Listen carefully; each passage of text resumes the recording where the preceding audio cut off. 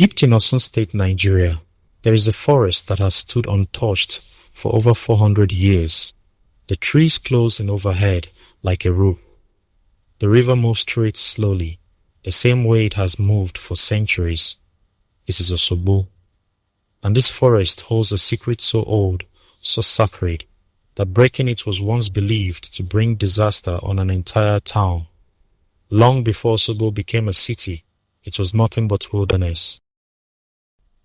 Thick tangled, alive with sound, a group of settlers, led by a hunter named Olutahin, wandered into this forest searching for a new place to call home. They had left their old settlement behind. They were tired.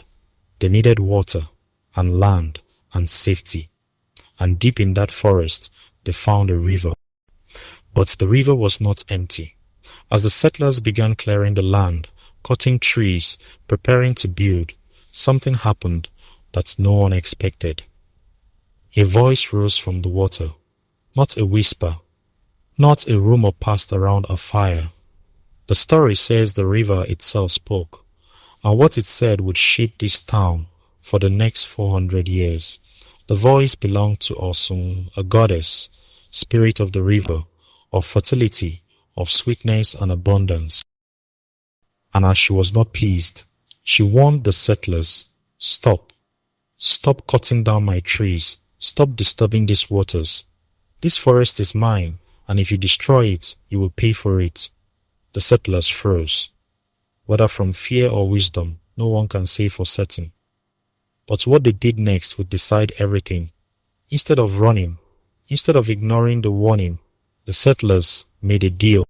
They promised Osun something rare: respect. They agreed to protect her grove, to leave it untouched, to build their new town beside it, not inside it. In exchange, Osun made a promise back. She would protect them, their crops, their children, their future. This was not just a legend passed down for entertainment. This was a covenant, a binding agreement between a people and the spirit they believed watched over their land. And so, the town of Osogbo was born, not by conquering the forest, but by respecting it. For centuries, that promise held. Farmers avoided cutting trees near the river. Priests tended shrines along its banks. Women who could not conceive children traveled from far away to kneel by the water and ask Osun for help. The grove became more than trees. It became a living shrine, stretching for acres, holding not just one god, but dozens of spirits believed to dwell among the roots and the rocks and the river banks. But sacred things, no matter how old, are never fully safe. By the early 20th century, something was changing. New religions arrived. Colonial rule spread across the land. And slowly, the old ways began to lose their grip. Priests grew fewer. Rituals grew quieter. The forest that once commanded fear and respect began to shrink, swallowed piece by piece by farms, by roads, by a growing, hungry city. Across Yoruba land, other towns had once kept sacred groves, just like this one. One by one, those groves disappeared, cut down, sold off, forgotten. By the middle of the century, Osogbo's grove stood at the edge of extinction, and if nothing had changed, this story might have ended right there, another sacred place lost to time. Remembered only in old stories, nobody believed anymore. But then, something unexpected happened. A stranger arrived. Her name was Susanne. She was Austrian, a painter, someone who had traveled far from home, and found herself, almost by accident, standing in Osogbo. She married a local drummer. She stayed, and slowly, she became something few outsiders ever become. A priestess of Osun herself, fully accepted into the very tradition she had once known nothing about. Susanne looked at the shrinking grove and refused to let it disappear.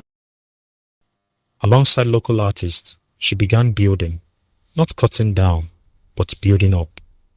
Sculptures rose from the mud along the river banks. Towering, strange, beautiful figures guarding the shrines, protecting the paths, marking the grove as something sacred again, something impossible to ignore.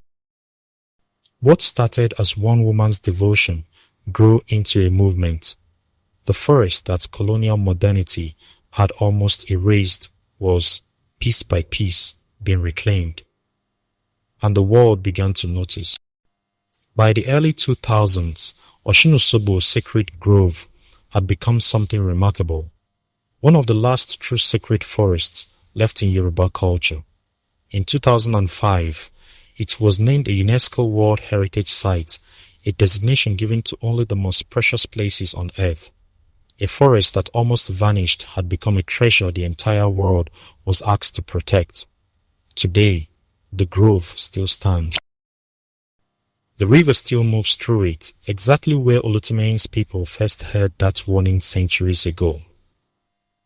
Every year, thousands gather for the Osun-Osogbo festival, a celebration older than Nigeria itself, where priestesses, worshippers, and curious visitors walk the same paths those first settlers once walked, honoring a promise made long before any of them were born. Some say Osun still listens, that the river still carries her presence, still answers the prayers of women hoping for children, still watches over the town that once chose reverence over destruction. Whether you believe in gods living in rivers or not, one thing is impossible to deny. A promise made by frightened settlers centuries ago in a forest they could have simply cut down, somehow, against every odd, survive. Colonial rule could not erase it. Modern cities could not swallow it.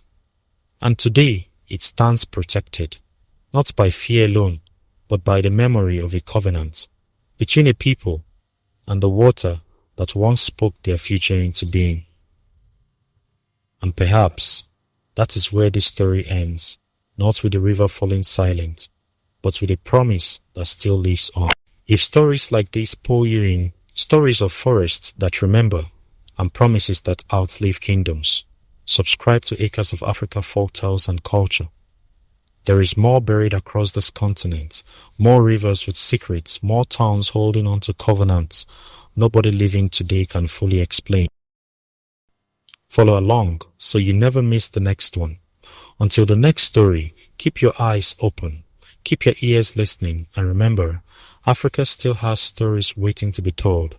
Thanks for watching, and bye for now.